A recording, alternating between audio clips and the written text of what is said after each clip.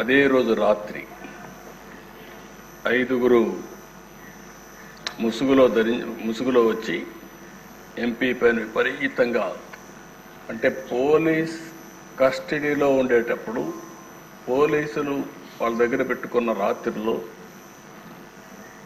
ఈయన పైన దాడి చేయడం అనేది, పోలీసులు ఇలాంటి తప్పుడు పనులు చేయడంలో ఏ విధంగా మనసు వచ్చిందో నాకైతే అర్థం కాలేదు. కాళ్ళు కట్టేసి టిపికల్గా లాఠీలు రబ్బర్ బెల్ట్తో 5 దఫాలుగా, అంటే ఆ రబ్బర్ బెల్ట్ కూడా ఆయన చెప్పినట్టు ఆ రోజు నేను విన్నాను. అప్పుడే బైపాస్ కూడా చేశారు. అరికాళ్ల పైన, ఆ కాళ్ల పైన కొడితే అది ఐడెంటిఫై చేయలేదు, ఈవెన్ డాక్టర్స్ ఇది చేసినా కూడా ఐడెంటిఫై చేయలేరనే ఉద్దేశంతో విపరీతంగా కొట్టి రాత్రంతా కూడా ఇది చేశారు. అప్పటికే హార్ట్ సర్జరీ అయింది. గుండె మామూలుగా సర్జరీ అయినప్పుడు కొంచెం ఇబ్బందులు కూడా ఉంటాయి. అలాంటిది మంచం మీద ఎక్కి రొమ్ముల పైన కూడా ఎక్కి విపరీతంగా కొట్టి తీవ్రంగా హింసించారు. వాళ్ళు హింసించిన విధానం మీరు చూస్తే ఎక్కడికక్కడ మంచం కోళ్ళు కూడా కింద నుండే కాళ్ళు కూడా ఇరిగిపోయే పరిస్థితికి వచ్చాయి. మామూలుగా అక్కడ సిఆర్పిఎఫ్ సెక్యూరిటీ ఉంటుంది. అలాంటి సిఆర్పిఎఫ్ సెక్యూరిటీ లేకుండా పంపించేశారు. రాత్రంతా తీవ్రంగా హింసించారు. తీవ్రమైన బూతులు తిట్టారు. రచ్చబండ పెట్టి ముఖ్యమంత్రి బెయిల్ రద్దు చేయమంటావంటూ కొడుతూ తీవ్రంగా క్షోభకు గురి చేశారు. ఒక సర్కిల్ ఇన్స్పెక్టర్, హెడ్ కానిస్టేబుల్ కాపలా ఉంటారు. ఇద్దరిని బయట పంపించి అదే సమయంలో ముసుగులు వేసుకుని వాళ్ళు వచ్చి, నేను అడిగాను ఆ రోజు కూడా వారిని అడిగాను, వారిని గుర్తుపెట్టగలుగుతారా అంటే, గుర్తుపట్టడానికి వాయిస్ చూస్తే ఏమైనా చెప్పగలుగుతానేమో, కానీ ఎక్కడైతే ముసుగు వేసుకొని వచ్చారు, ముసుగు వేసుకొని వచ్చేసి ఇవన్నీ వెళ్ళిపోయారని చెప్పారు. ఆ రోజు రాత్రంతా కూడా మేము కూడా జాగారం చేసే పరిస్థితికి వచ్చాం. మొదటి రోజు సాయంత్రం వరకు ఉదయం తీసుకురాలేదు, కోర్టులో ప్రొడ్యూస్ చేయలేదు. ఎందుకు ప్రొడ్యూస్ చేయలేదని మేము వాకప్ చేస్తామంటే, ఇప్పుడు వస్తారు అప్పుడు వస్తారని చెప్పి కాలయాపన చేశారు. సాయంత్రం వరకు డిలే చేశారు. అంటే రాత్రంతా హింసించారు కాబట్టి ఆ దెబ్బలు కొంచెం నొప్పులు తగ్గిన తర్వాత ఐడెంటిఫై చేయకుండా ఈయన నడవను కూడా నడవలేని పరిస్థితిలో ఉంటే కొంత సమయం ఇస్తే నడుస్తాడనే ఉద్దేశంతో ఆ రోజు 5 గంటలకు గుంటూరు కోర్టులో హాజరుపరిచారు. అప్పటికే మేము చూస్తున్నాం, టీవీలో వస్తూ ఉంటే అవి కూడా వాచ్ చేస్తున్నాం. మనిషి కుంటుకుంటూ నడుస్తున్నాడు. అంటే ఏదో జరిగింది అనేది వాచ్ చేసుకుంటూ ఉన్నాం. అక్కడి నుంచి ఎప్పటికప్పుడు మేము ఏం చేయాలనో లాయర్స్తో వాళ్ళతో మాట్లాడుకుంటూ వచ్చాం. మళ్ళీ వాళ్ళు చెప్పింది, వారే వచ్చి చెప్పింది, కస్టడీలో కొట్టిన విషయం కోర్టులో చెప్తే ఈ రాత్రికి మళ్ళీ మా కస్టడీకి వస్తావు, అక్కడ చంపేస్తామని బెదిరించారు. ఈ విషయాన్ని చూసినప్పుడు ఈ రాష్ట్రంలో కూడా ఇవన్నీ జరుగుతాయా అనే ఆశ్చర్యం కలుగుతుంది. అయితే మేజిస్ట్రేట్ దగ్గరికి వచ్చిన తర్వాత ధైర్యం చేశాడు. ఆ కాళ్ళు చూపించాడు. ఆ కాళ్ళు అవన్నీ కొట్టినట్టు చూపిస్తే అప్పుడు ఆ మేజిస్ట్రేటు నేరుగా ఇతన్ని ప్రభుత్వ ప్రైవేట్ 2 హాస్పిటల్కి పంపించండి, ఎగ్జామిన్ చేయించండి, ఎగ్జామిన్ చెప్పి చేసిన తర్వాత సర్టిఫికెట్స్ ఇవ్వమని చెప్పి పంపిస్తే వాస్తవాలు తెలుస్తాయనే ఉద్దేశంతో ఆయన్ని ప్రభుత్వ ఆసుపత్రికి మాత్రం తీసుకుపోయి ప్రైవేట్ హాస్పిటల్కి తీసుకుపోకుండా అక్కడ కూడా రిపోర్ట్ని తారుమారు చేపించి బెదిరించి ఆయన రిపోర్ట్ తెప్పించారు. ఆ రిపోర్ట్ వస్తానే 16వ తారీఖున జైలుకు పంపించారు. ఇదే సమయంలో సమాంతరంగా హైకోర్టులో కూడా ఈ కేసు జరుగుతూ ఉంది. అంటే మేజిస్ట్రేట్ కోర్టులో కేసు ఉంది, హైకోర్టులో కేసు ఉంది. హైకోర్టులో కూడా ఏమాత్రం కూడా కోఆపరేట్ చేయకుండా వీళ్ళు ఇచ్చేస్తే మధ్యాహ్నం 12 గంటలకి కోర్టు సమావేశం అయింది. రఘురామకృష్ణరాజు యొక్క రిపోర్ట్ ఇవ్వమని కోర్టు అడిగింది, కానీ వాళ్ళు రిపోర్ట్ ఇవ్వలేదు. మధ్యాహ్నం ఇవ్వాల్సిన రిపోర్టు సాయంత్రం 6 గంటలకు ఇచ్చారు. దీంతో హైకోర్టు కూడా ఆగ్రహం వ్యక్తం చేస్తూ రఘురామకృష్ణరాజు గారిని స్వయంగా తీసుకురండి హైకోర్టుకి అని చెప్పారు.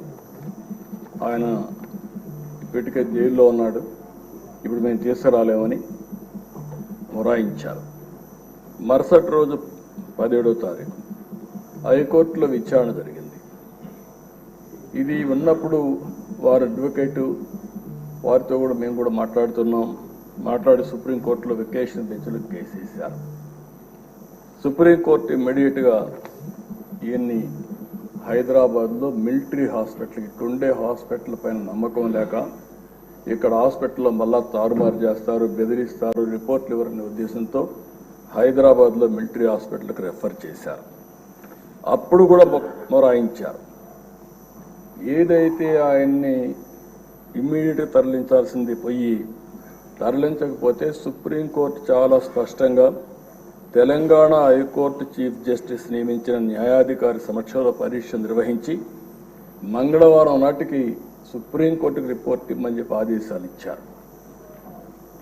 అందువల్ల సోమవారం సాయంత్రం 5 గంటలకు ఇక్కడి నుంచి జైల్లో నుంచి తీసుకుపోయి హైదరాబాద్లో సికింద్రాబాద్ మిలిటరీ హాస్పిటల్లో చేర్చారు. అక్కడ కూడా మేము వాచ్ చేస్తున్నాం. అక్కడ కూడా ఆ రోజు ఒక అధికారి పనిచేస్తూ అక్కడికి వెళ్ళి అక్కడ కూడా మ్యానిపులేట్ చేయాలని ప్రయత్నం చేశాడు. అది కూడా మేము పేపర్ ద్వారా మళ్ళీ ఎక్కడికక్కడ లీక్ చేసి ప్రెషర్ పెట్టే ప్రయత్నం చేశాం. సభ్యతగా ఉండదని ఆ వ్యక్తి పేరుని చెప్పడం లేదు, కానీ ఆ వ్యక్తిని తీసుకొచ్చి ఎక్కడికక్కడ ఒక పవిత్రమైన దేవాలయంలో అధికారిగా పెట్టుకుని ఎలాంటి లాబీలు చేయించే పరిస్థితికి వచ్చారు. అంటే ఎంత దుర్మార్గంగా ప్రవర్తించారో అంత దుర్మార్గంగా ప్రయత్నించే పరిస్థితికి వచ్చారు. అయితే అవన్నీ చూసిన తర్వాత నెక్స్ట్ డే 3 రోజుల వరకు ఆయన ట్రీట్మెంట్ ఇచ్చిన తర్వాత సుప్రీంకోర్టు బెయిల్ ఇచ్చే పరిస్థితికి వచ్చింది. ఇది మనం అందరం ఒక్కసారి ఆలోచించినప్పుడు ఇక్కడతో ఆగలేదు కక్ష. నర్సాపూర్ లోక్సభ పరిధిలో పేద అమిరం గ్రామంలో అల్లూరి సీతారామరాజు విగ్రహావిష్కరణ జరిగింది. సాక్షాత్తు ప్రధానమంత్రి గారు ఆ ఫంక్షన్కి వచ్చారు. ఈయన స్థానిక ఎంపీగా ఉండి ఈయన ఇంటికి కూడా పక్కనే 500 మీటర్లు ఉంటుంది విగ్రహావిష్కరణ. అందుకని ఈయన కూడా వెళ్ళాలని చెప్పి ప్రయత్నం చేసి హైదరాబాద్ నుంచి రావడానికి ప్రయత్నం చేశాడు. కానీ ప్రయత్నం చేసి పర్లేదు వెళ్ళాలి అనే ఉద్దేశంతో నర్సాపూర్ ఎక్స్ప్రెస్లో టికెట్లు కూడా రిజర్వ్ చేసుకున్నాడు. బేగంపేటకు వచ్చిన తర్వాత దిగేశాడు. దిగి మళ్ళీ అందరికి మెసేజ్ ఇచ్చారు, మాకు కూడా మెసేజ్ వచ్చింది, నేను వెళ్ళడం లేదు, నేను వెళితే ఏదైతే సత్తెనపల్లి ఆ ప్రాంతం పిడుగురాళ్ళలో సత్తెనపల్లిలో వాళ్ళు ఒక ప్లాన్ చేశారని తెలిసింది. అవసరమైతే భోగిని తగలబెట్టి చంపేయాలని చెప్పి ఆ వార్త తెలిసింది కాబట్టి నేను దిగేశాను, నేను పోవడం లేదని చెప్పి దిగేసి వచ్చే పరిస్థితికి వచ్చాడు. అంటే ఇవన్నీ చూస్తే ఇవి సాధ్యమా, ఇవి జరుగుతాయా అనిపిస్తుంది. కానీ వీరి విషయంలో ఇవన్నీ జరిగాయి. 5 సంవత్సరాలు ఎంపీగా ఎన్నికైన తర్వాత నియోజకవర్గానికి రాలేకపోతే కడాను రచ్చబండ పెట్టి ప్రజలకు జరిగిన విషయాలు జరిగినట్టు చెప్పి ప్రజల ఆదరణ పొందిన వ్యక్తి ఈ రఘురామకృష్ణ. అందుకే త్రిబుల్ ఆర్ సినిమా ఎంత సంచలనమో ఈయన జీవితం కూడా అంతే సంచలనం. ఇంకొక విషయం కూడా మనం గుర్తుపెట్టుకోవాలి. మామూలు వ్యక్తి అయితే ఆ ధైర్యంగా ముందుకు వచ్చేవాడు కాదు. ఒక్కసారి నేను ఎన్నోసార్లు చెప్పాను, కొంతమంది నేరస్తులు నాకు ఇది చూసినప్పుడు ఒకటి గుర్తొస్తుంది. ఇలాంటి చూసినప్పుడు ఇంకా చాలా జరుగుతున్నాయి. అవి చూసినప్పుడు నాకు ఎప్పుడు కూడా దేశంలో ఎక్కడన్నా జరిగిందా అని నేను అధ్యయనం చేశాను. ఈ కొండే శాసనసభ్యులు 5 కోట్ల ప్రజలు కూడా అర్థం చేసుకోవాల్సిన అవసరం ఉంది. రెండోది ఆయన విషయంలోనే కాదు, నా విషయంలో కూడా జరిగిన తర్వాత ఏదైతే నా అభిప్రాయాన్ని ధృవీకరించుకున్నాను. నేను జైల్లో ఉన్నప్పుడు నా రూమ్లో కూడా సీసీటీవీ కెమెరాలు పెట్టి నేరుగా వాచ్ చేయాలని ప్రయత్నం చేశారు ఇక్కడి నుంచి, రిమోట్ నుంచి. అదే ఈయన విషయంలో కూడా ఆయన్ని కొడుతూ టీవీలో సెల్ ఫోన్లో ఆనాటి ముఖ్యమంత్రి చూశారని వారు చెప్పే పరిస్థితికి వచ్చారు. నాకు అది ఆ రోజు నాకు నమ్మశక్యంగా అనిపించలేదు. కానీ నా విషయంలో ఎక్కడైతే నన్ను జైల్లో పెట్టారో ఆ రూమ్లో కూడా సీసీటీవీ కెమెరా పెట్టి నేను ఏ విధంగా ఉన్నానో వాచ్ చేయడానికి ప్రయత్నం చేశారన్నప్పుడు